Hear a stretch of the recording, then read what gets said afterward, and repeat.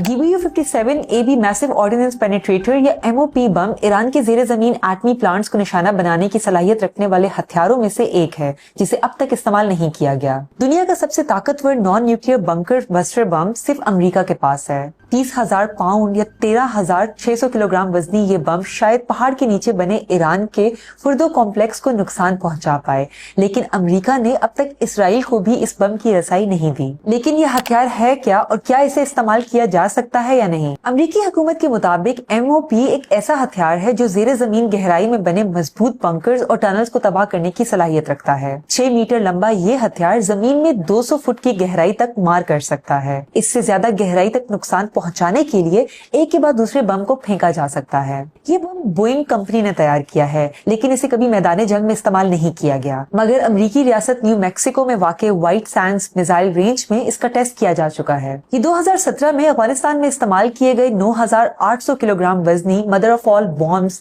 MOA-B से भी ज्यादा ताकतवर है। फिलहाल स्टेल्थ बमबार के नाम से मशहूर अमेरिकी B-2 स्पिरिट त्यारा ही ये बम गिराने की सलाहियत रखता है। B-2 स्पिरिट अमेरिकी एयरफोर्स के सबसे ज्यादा एडवांस त्यारों में से एक है और इसे नॉर्थरोप ग्रूमन कंपनी ने तैयार किया है। कंपनी के मुताबिक B-2 बमबार त्यारा 40,000 पाउंड या 18,000 किलोग्राम का पेलोड ले जा सकता है, लेकिन अमेरिकी एयरफोर्स क्लेम करती है कि वो इस त्यारे में एक साथ 2 MOP ले जाने का कामयाब टेस्ट कर चुके हैं, जिनका टोटल वजन 60,000 पाउंड या 27,200 किलोग्राम बनता है। नॉर्थरोप ग्रूमन कंपनी का कहना है कि ये जहाज रिफ्यूल किए बगैर 11,000 किलोमीटर का सफर तय कर सकता है, जबकि एक प्रवास के दौरान एक बार रिफ्यूलिंग के साथ 18,500 किलोमीटर तक प्रवास कर सकता है। ईरान के नतंज में कायम यूरेनियम इनरिचमेंट प्लांट के अलावा फुर्दो ईरान का दूसरा अहम तरीन एटमी प्लांट है।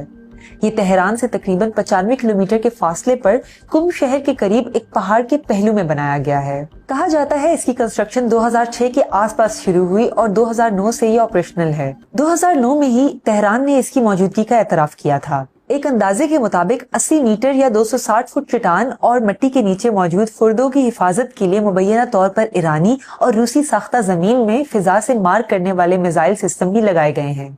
इस्राएली वज़ीर आज़म बेंजामिन नेतन्याहू ने कहा है कि ईरान पर हमले का मकसद उसके मिसाइल और न्यूक्लियर प्रोग्राम को खत्म करना है, जिसे वो इस्राएली सलामती के लिए खतरा करार देते हैं। अमेरिका में इसराइल के सफीर रेशेल लेटर ने जुम्मे के रोज फॉक्स न्यूज को बताया कि ये पूरा ऑपरेशन फुर्दो एटमी प्लांट की तबाही के साथ ही मुकम्मल हो सकता है। प्रोफेसर रॉजर्स के मुताबिक इसराइल के पास अपने तौर पर बंकर शिकन MOP बम को इस्तेमाल करने की सलाहियत नहीं है और अमेरिका डायरेक्ट इन्वॉल्वमेंट के बगैर इसके इस्तेमाल की इजाजत नहीं देगा। अमेरिका इस बम को इस्तेमाल करेगा या नहीं, इसका इन्हिसार इस बात पर है कि सदर डोनाल्ड ट्रंप की क़यादत में अमेरिका इस सारे अमल में किस हद तक डायरेक्ट शामिल होना चाहता है। ईरान हमेशा से कहता है कि उसका न्यूक्लियर प्रोग्राम पुरअमन मकासद के लिए है और उसने कभी न्यूक्लियर हथियार बनाने की कोशिश नहीं की। पिछले हफ्ते जौहरी सरगर्मियों के आलमी इदारे IAEA के 35 मुल्कों पर मुश्तमिल बोर्ड ऑफ गवर्नर्स ने बाज़ाब्ता तौर पर ऐलान किया है कि ईरान ने 20 बरसों में पहली बार जौहरी अदम फैलाव की जिम्मेदारियों की खिलाफ वर्जी की है।